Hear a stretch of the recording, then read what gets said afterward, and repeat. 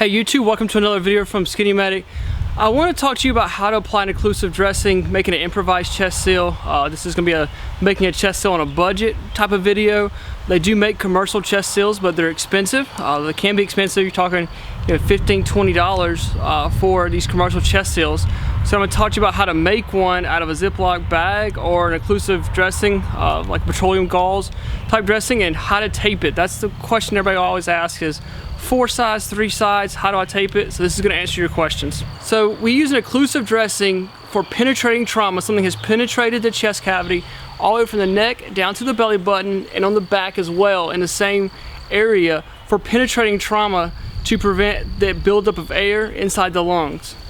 So what happens is if we have a hole in our chest, we take a deep breath, the diaphragm actually drops down, which is drawing pressure in, putting that negative pressure into our mouth, so it draws air into our lungs, and that's what fills them up. So if we have a hole in our chest, when that pressure drops down because the diaphragm is pulling down, it will suck air in from the atmosphere and then suck it into our chest outside the lungs, so now the lungs can't expand. So if we have this chest seal on here, it prevents that. So when it goes to draw air in, the occlusive dressing sucks to the chest, and then we breathe out, the diaphragm pushes up, which collapses the lungs, which forces air out of the lungs, out of our throat, and out our nose into the atmosphere. So in theory is why we're making a vented chest seal, which is the most popular chest seals now, is because when that pressure builds up and it pushes up out of the lungs, it's going to vent. So the occlusive dressing is going to come off of the wound and release the pressure, and then when the negative pressure comes back, it gets sucked back down to the chest, and that's what happens with these vented chest seals. So when it burps itself, lets air come out of the chest thoracic area, comes out, and then it gets sucked right back down. So that's why we need this occlusive dressing, which occlusive meaning that we don't let air pass through the material, which is why Ziploc bags work, because it's why we use them for freezer bags. Petroleum gauze works, and then of course commercial chest seals work as well.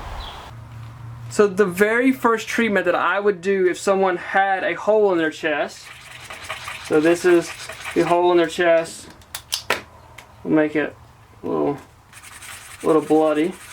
So they've got a big hole in their chest. The first thing I would do is put a gloved hand over the site. This is a non-latex glove, so when you put pressure on it, you don't have to put a ton of pressure, but you put pressure on it, this will make a nice seal. It's not a permanent thing, which is why we're going to make this chest seal, which is what this video is about. But while you're doing that, this is going to buy you some time, is to put a gloved hand over here, or have your patient put a hand over it, let them use self-aid, or get a buddy to put a glove hand over the chest while you start working with your chest seals. Alright, so we're going to make a little pretend here that this is our gunshot wound. So this is our chest here. This is our gunshot wound here, the black hole of death. So what we're doing with this chest seal is we are going to make an area of occlusive dressing here that's going to cover this chest area here. So now we have this wound covered. So we're not going to allow any more air to come into the chest cavity. So what I was taught in EMT school is we're going to tape this by 3 sides. So what happens is we run a piece of tape here, then I run a piece of tape here, and I run a piece of tape here. So we're taping on 3 sides, but it only allows it to vent this one side here. So it does allow it to vent, but sometimes these do not vent. So the way that I'm going to show you guys to do this is a little bit different. So we're going to move up a little bit. This is our gunshot wound again. This is our occlusive dressing. So how about let's tape it like this. 1, 2, and even if you wanted to run a piece of tape right here. Okay? So now when it sucks in to build the pressure, it still seals. Okay, that's not the issue. But now when the air is trying to escape the chest cavity, look where it vents. So it vents out here, vents out here, vents out here, and vents out here. So even if you did want to run it, a piece of tape on 4 sides here, you still have vent, vent, vent, and vent. So it's still able to vent on all 4 sides, and this area is not going anywhere. Alright, so now we have our Ziploc bag that we've kind of cut up and tore. So now, take my tape here. Didn't tear it right. Seems about right. Okay. I'll go and tear a good bit of it off here. So now, like I was saying, if you come at that angle, tape it down. Tape it down like right in here. And let's just, because my tear's not perfectly right, tear it there. So it might be a little bit difficult to see. I'm going to zoom in on the, I can do this. There we go. So now, this is our nasty gunshot wound. So when it sucks to the chest, it's going to seal and get tight, which is what we want to do. But then when it vents, look where all it can vent. It can vent here, obviously this is a large vent here. It can vent here. So now you're letting this chest seal vent like it's supposed to. I'm going to change. We're going to do the orange circle of death now because my black's running out. So stay with me for a second. So now, this is an orange gunshot wound death. And then you have petroleum gauze. This is what we typically carry on the ambulance for our treatment here. So I can pull this apart, and you can just slap it on just like that. So now we have a little bit better area you can see. Let's see, boop, lock this in place. So now you've got this. So now let's tape this down and kind of give you an idea of how I was saying tape it.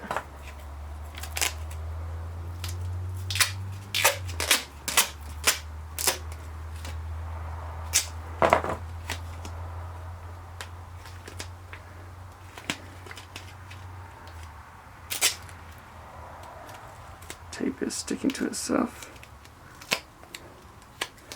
So now, run this across here. Just want to curl up. So now I can tape it right there.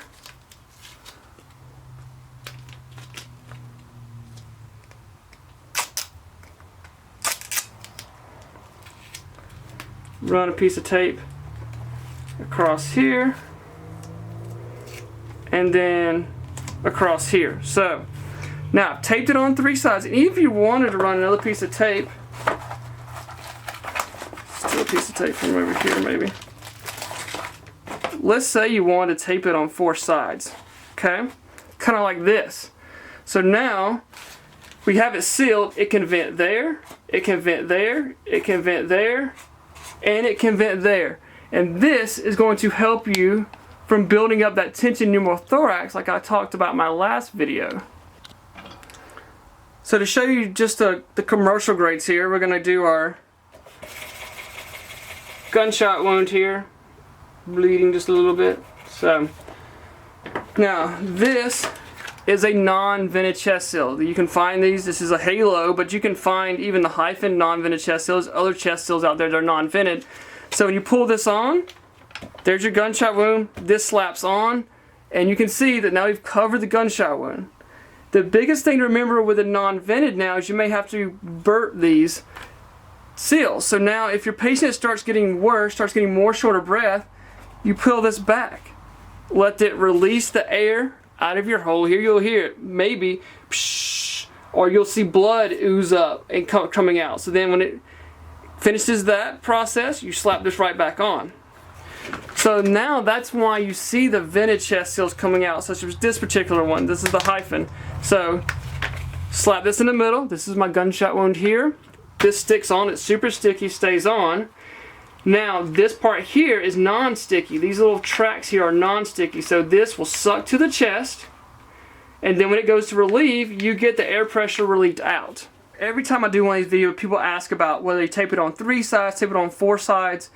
And it really honestly doesn't matter. Like if you tape it on 4 sides, you just need to be prepared for you may have to vent it like we did with the commercial. But you can tape it on 3 sides. So what people are talking about, let's say this is our gunshot wound here. I'm not going to peel this one open because I'm going to try to draw a Sharpie on it. So I seal this off.